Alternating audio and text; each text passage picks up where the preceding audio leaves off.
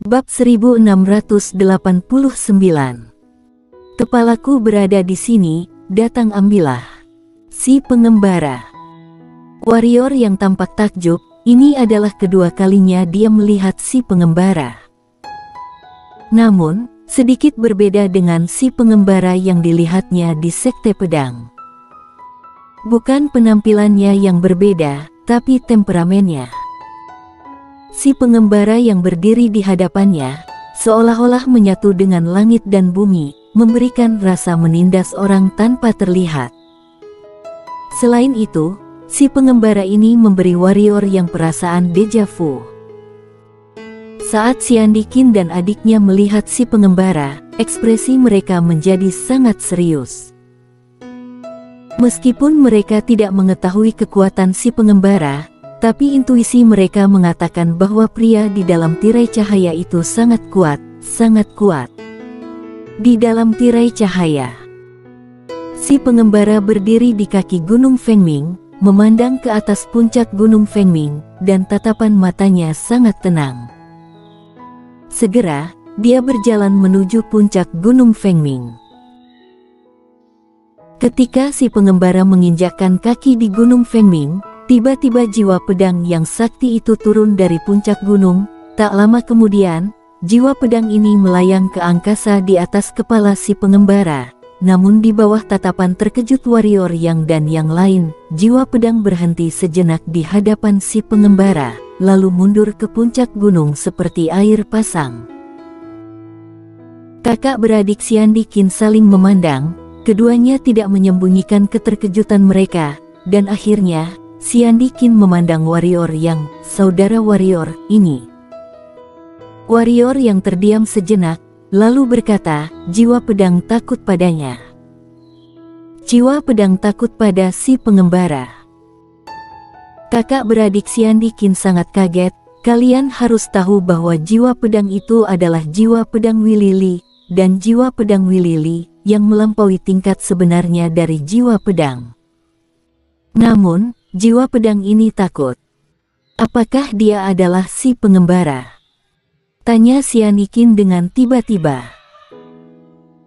Warrior yang mengangguk, lalu melihat ke tirai cahaya. Di dalam tirai cahaya, saat ini si pengembara telah datang ke dinding gunung tempat mereka berhenti sebelumnya.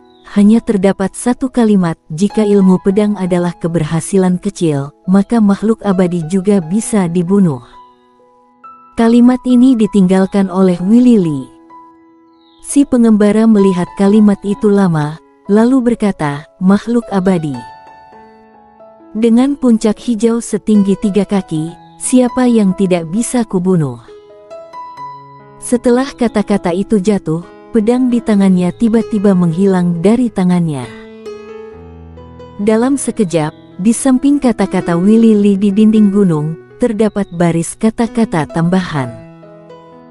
Si pengembara tidak tinggal di tempatnya dan terus bergerak maju. Tak lama kemudian, si pengembara sampai di puncak gunung. Si pengembara melihat sekeliling dan memasuki aula utama, tempat warrior yang lainnya berdiri. Di dalam aula, terdapat pedang yang tergantung, itu adalah pedang King Lian. Tatapan si pengembara jatuh pada pedang King Lian, dan untuk sesaat hening, pedang King Lian tiba-tiba sedikit bergetar, dan dalam sekejap, Wilili muncul di lapangan. Ketika Wilili melihat si pengembara, raut wajahnya tiba-tiba menjadi serius. Wilili melihat si pengembara, dan si pengembara juga melihat Wilili, tetapi ekspresi si pengembara selalu tenang.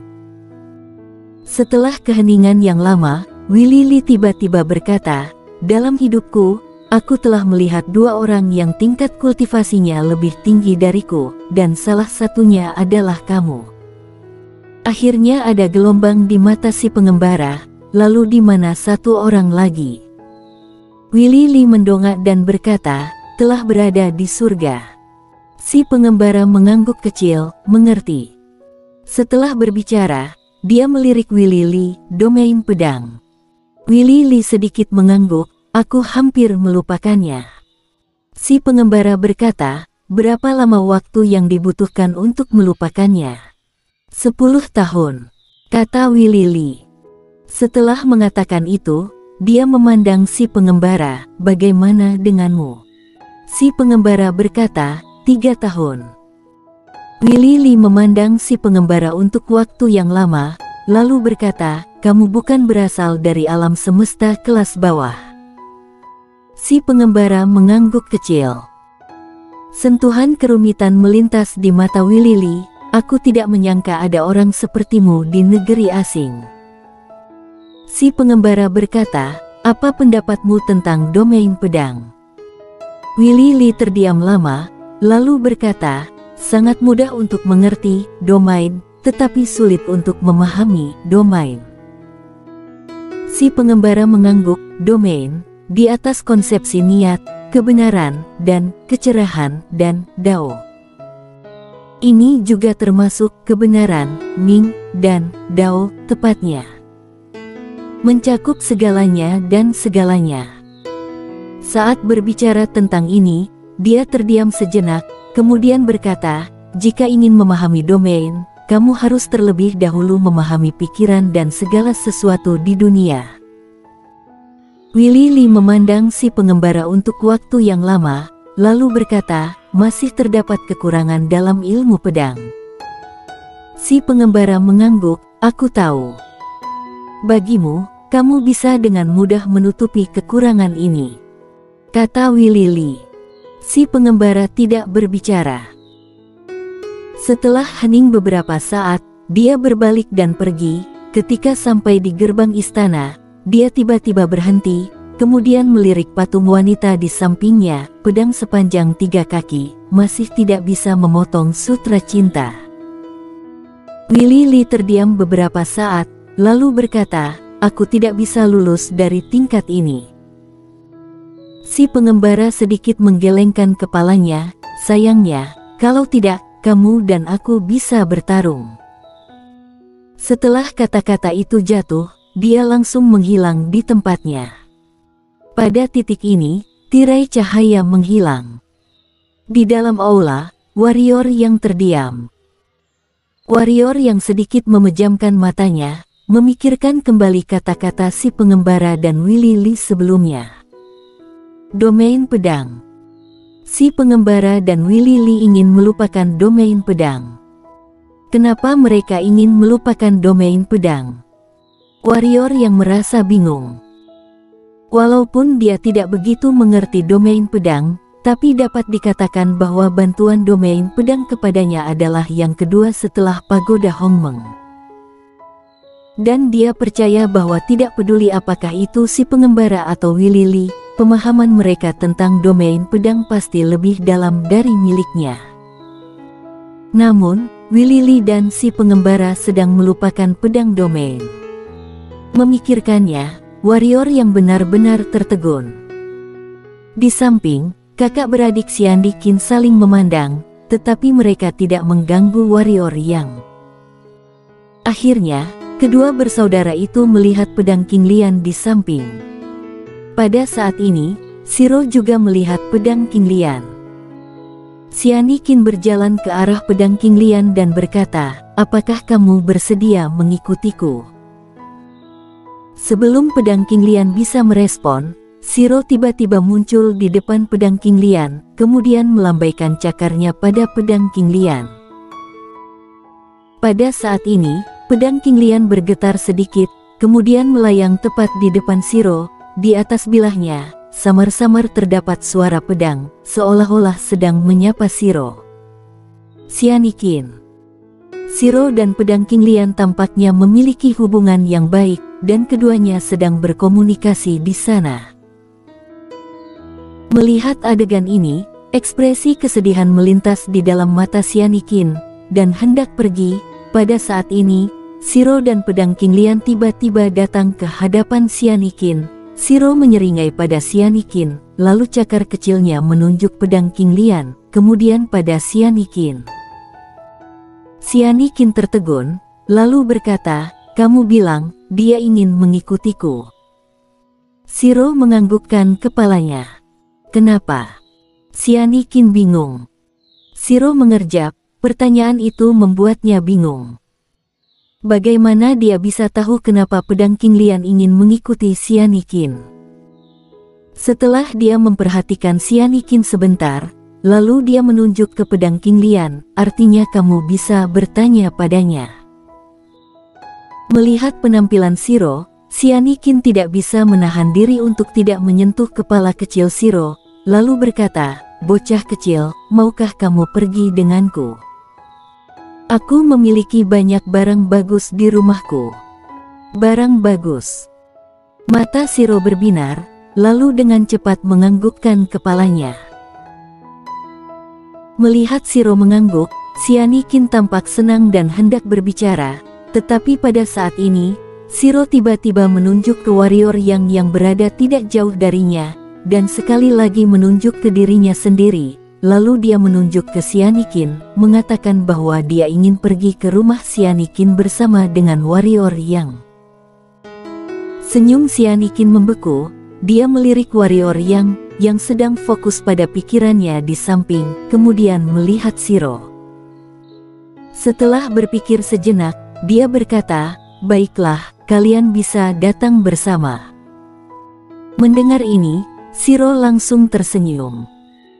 Xianiqin tersenyum kecil dan menatap pedang Qinglian di sampingnya. "Aku tidak akan merugikanmu."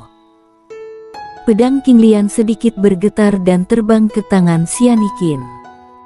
Xianiqin tersenyum sedikit dan menatap Xianiqin, "Ayo kita pulang." Xianiqin berpikir sejenak, memandang warrior Yang, dan berkata, "Mari kita pergi setelah dia sadar."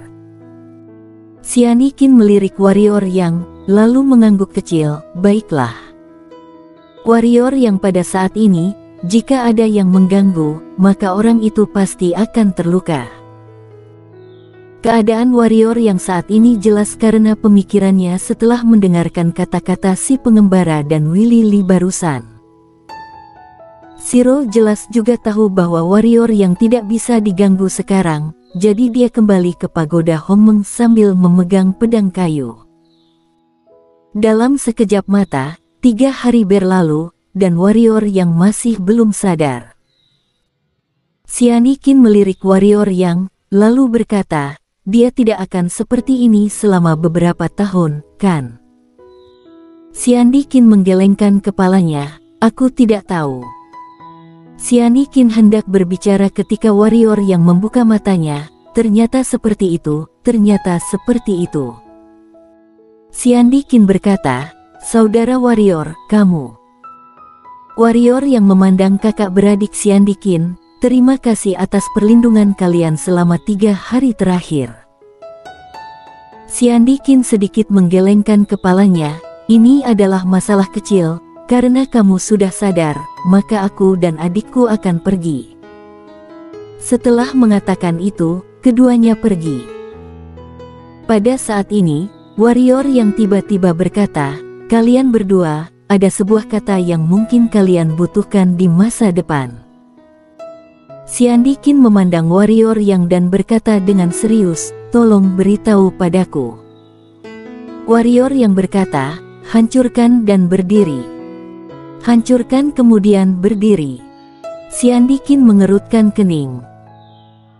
Warrior Yang mengangguk, "Seringkali kita perlu jatuh dan berdiri. Singkatnya, kadang-kadang kita harus melepaskan sesuatu. Ketika memiliki kepemilikan, kamu akan menemukan bahwa itu adalah suasana hati yang sama sekali berbeda."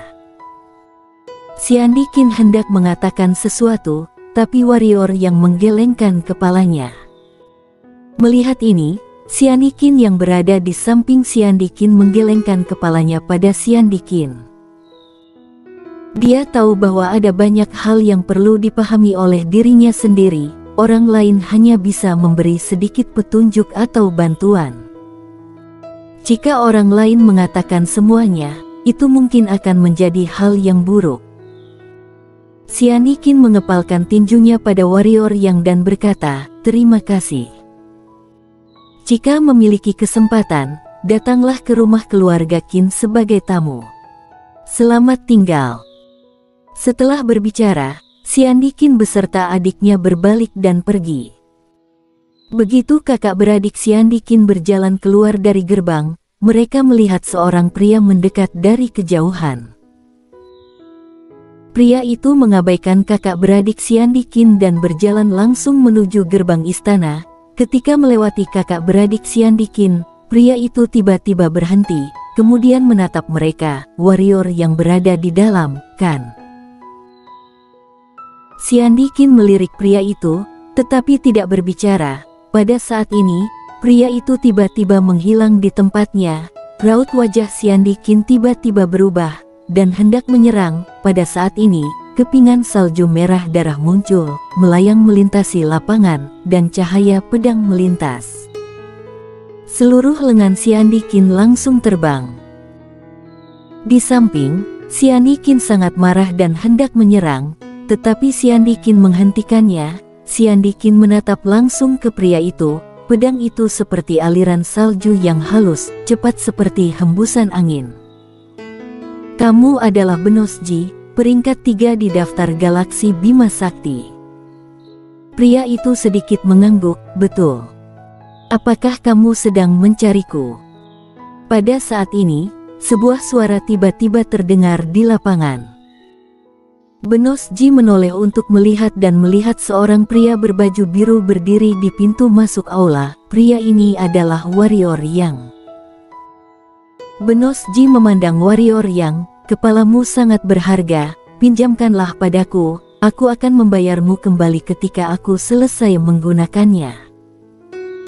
Warrior yang menunjuk langsung ke kepalanya, kepalaku berada di sini, datang ambillah. Bersambung.